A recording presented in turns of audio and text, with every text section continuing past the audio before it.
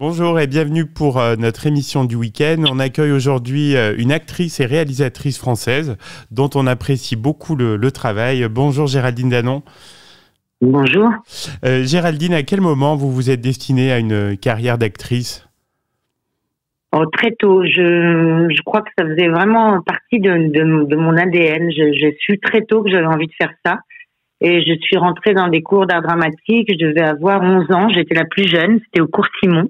Oui. Et là, j'ai été assez vite, vers l'âge de 12 ans, repérée par un metteur en scène, Michel Patient, qui m'a fait faire un court-métrage. Et ensuite, les choses se sont enchaînées.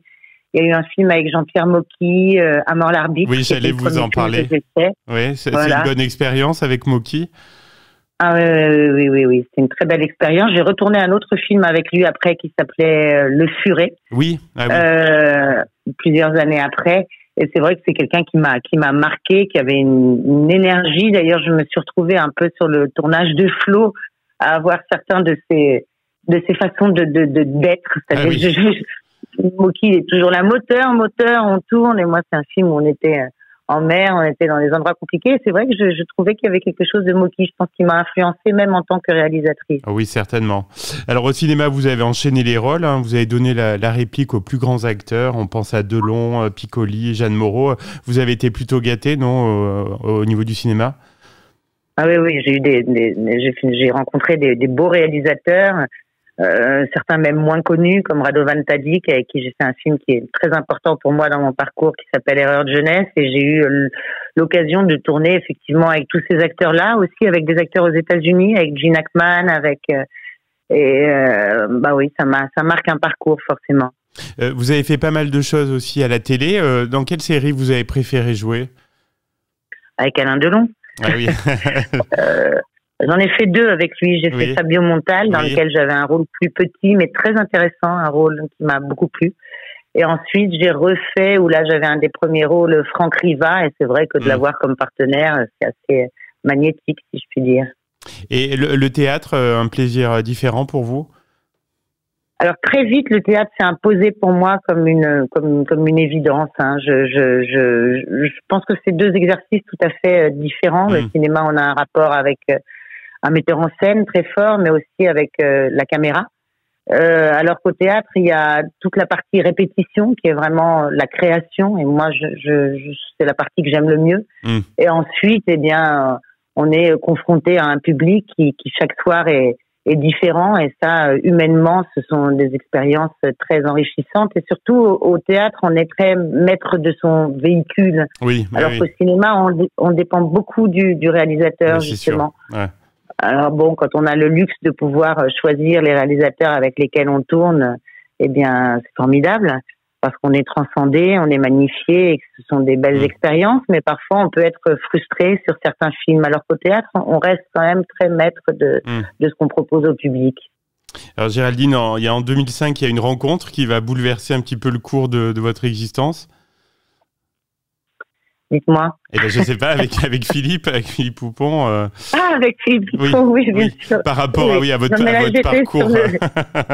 J'étais sur le travail, j'étais pas sur le... justement, ça va vous mettre un peu de côté par rapport à votre carrière artistique, d'une autre manière. Alors, je pense, et ça c'est important, que il n'y a pas réellement des rencontres qui bouleversent un univers. Je crois qu'on fait un pas vers le changement, et qu'après les rencontres arrivent. Ah oui. Moi, il se trouve que j'avais déjà vécu longtemps avec Titouan Lamazou, avec qui j'ai un garçon qui a 23 ans aujourd'hui, et ça m'avait déjà une première fois éloigné des plateaux, puisque je le suivais dans ses voyages, même si c'était pas en mer, je ne naviguais plus à ce moment-là. Mais j'avais fait ce choix du voyage, qui est une des données essentielles de mon existence. J'en ai besoin, c'est ma respiration, c'est ma vie, c'est là que je charge mes batteries. Et donc, c'est comme ça que je suis arrivée au théâtre, parce que m'éloignant du cinéma, j'avais de moins en moins de propositions, et quand je revenais, je jouais au théâtre. Et ensuite, à un moment donné, j'avais un restaurant à Montmartre. J'avais toujours rêvé d'un lieu dans lequel je puisse réunir mes amis, un lieu un peu comme un bateau, un lieu qui me ressemble. Ça faisait partie de mes rêves.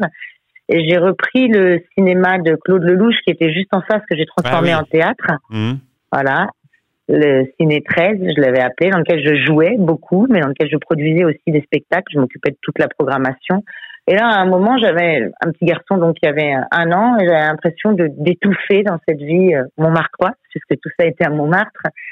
Et j'ai décidé de m'éloigner, de partir dans le sud de la France. Et c'est là que j'ai fait cette rencontre effectivement fondamentale dans ma vie de Philippe Poupon. Et là, eh bien, nous sommes partis autour du monde, d'un pôle à l'autre, du pôle Nord au pôle Sud. Et j'ai réalisé une trentaine de documentaires sur nos aventures et écrit quelques livres. Oui, puisqu'il y a eu plusieurs récits de voyage, des livres et puis un coffret aussi DVD qui regroupe un peu vos aventures en famille. Oui, mais il y a eu pas mal de films après depuis le coffret. Il faudrait un jour que je fasse un coffret avec tous les films. D'accord. On s'est vraiment beaucoup baladé en termes de milles. Je crois qu'on a fait, en termes de kilomètres, on a fait l'équivalent de 5 fois le tour du monde. Ah oui, c'est énorme. Et ça continue, hein, on voyage encore. Avant Flo, j'ai trouvé le temps quand même d'aller faire un reportage en Marquise et un autre en Antarctique, dans une zone la plus reculée, la plus sud de l'Antarctique. Ah, super. Alors, vous en parlez, Flo, donc le biopic sur la navigatrice Florence Artaud est sorti en novembre dernier.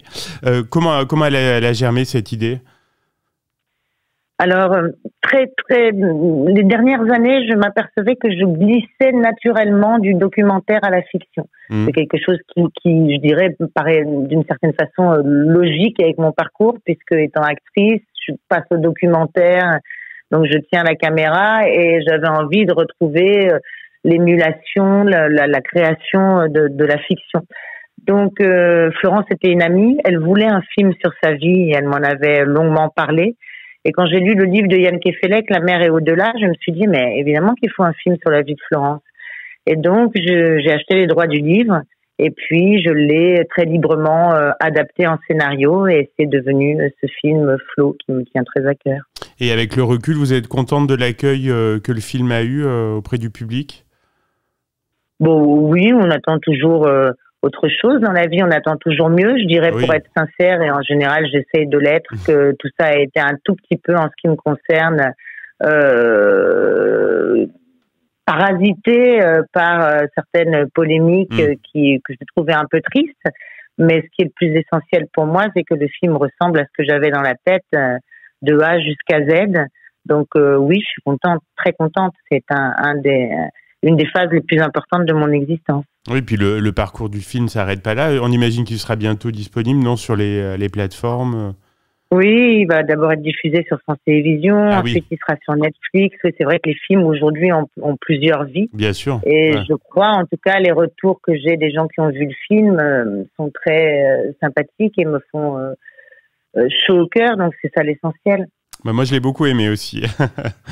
Dernière question, Géraldine, quels sont vos projets là, sur cette année 2024 ? On imagine que vous en manquez pas. Alors là, je suis repartie sur une adaptation d'un livre de Mélissa d'Acosta qui s'appelle Les femmes du bout du monde. Donc, j'en suis déjà à plusieurs versions de scénario. Donc là, on est en casting.